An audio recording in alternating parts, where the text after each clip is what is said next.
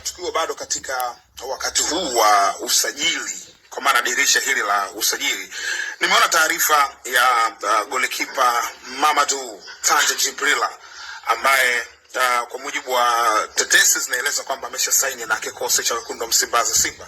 Nimeona pia Hans Raphael amebreak hiyo taarifa na waandishi wengine mbalimbali wameandika hiyo taarifa kwamba tayari Tanja Mamadou ameshaingia ndani ya Simba. Anyway, sijathibitisha urasmi wa taarifa hii, lakini kwa namna moja au nyingine tutaandaa session ya kumzungumzia Mamadou Tanja. Ni golikipa wa aina gani? Kwa sababu namfahamu vizuri. Yes, lakini kama haitoshi, kuna siku 2-3 hapa nilitoa taarifa ya Brudel Efonge, golikipa wa AGS Manyema Union ya Kindu DRC, kwamba yupo katika rada za Simba. Yes, na ya taarifa ambayo nilikuwa nayo tangu jana, sikupata tu fursa ya kuja mbele yenu na kuizungumza, ni kwamba Simba waliamua kuachana na Brudel Efonge. Kwa nini? Kwa sababu ya mazingira yake ya kimkataba. Yaani Kongo kuna changamoto ambayo baadhi ya timu wa Tanzania zinaona uvivu kwenda kuchukua wachezaji.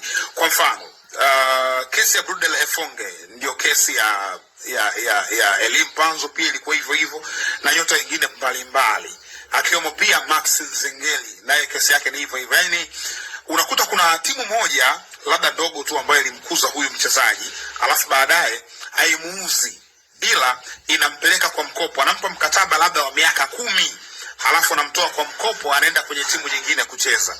Maana yake kule anapocheza hawa wamemtoka mkopo, lakini kuna fedha wamepata. Akiuzwa kwenda sehemu nyingine, wao wanaendelea kunufaika. Akienda sehemu nyingine, wao wanaendelea kunufaika. Kwa hiyo ile sell on ads wenyewe anaitumia vizuri sana. Sasa kwa kesi ya Elim Panzo tutakumbuka pia ilikuwa hivyo hivyo. TP Bokoyani walikuwa wanahitaji hela kwa sababu ndio timu ambayo imemkuza kabla ya kwenda kujulikana huko mbele ya safari. Ni kesi pia ambayo Max Nzengeli alikuwa nayo Academy ya Jeska kutoka Kinshasa, na yenyewe ilikuwa hivyo hivyo. Sasa kwa Brudel Efonge pia ndio hivyo hivyo. Yaani Brudel Efonge ni mali ya JS de Kinshasa, timu ambayo amecheza Jean Baleke.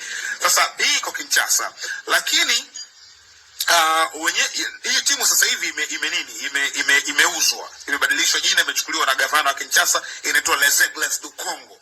Kwa hiyo manake Brudel Efonge, Maxime pia Nzengeli ni mali ya Les Aigles du Congo, wanaita Jeska wenyewe. Hapo zamani ilikuwa inafahamika hivyo. Kwa hiyo Simba alivyoona kwamba inabidi wamchukue tena waongee na timu nyingine, wakaona yale ya Panzu wakachimba